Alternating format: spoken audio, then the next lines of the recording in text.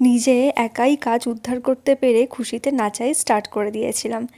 তো সকালবেলায় চা খেতে খেতে ভাবলাম শোয়ার ঘরটা একটু গোছানো যাক। তো যেমন ভাবনা তেমন কাজ, ঘর গোছাতে চলে আসলাম এই ঘরে। তো ঘর গোছাতে এসে মাথায় কী একটা আসলো, ভাবলাম খাট আর আলনার জায়গাটা বদলা বদলি করি। মানে খাটের জায়গায় আলনা আর আলনার জায়গায় খাট, সেই মতো আলনাটা খালি করে সরিয়ে জায়গাটা পরিষ্কার করে নিলাম। তারপর বাহাদুরি দেখিয়ে খাটটা ঘোরানো স্টার্ট করে দিলাম, কারণ খাটটা পুরো ঘরের উল্টোভাবে রাখা ছিল। তোমরা তো এত কম সময়ে দেখছো, কিন্তু খাটটা ঘোরাতে যা কায়দা করতে হয়েছিল, স্ট্যান্ডের অভাবে আর ডিটেলসটা দেখাতে পারলাম না।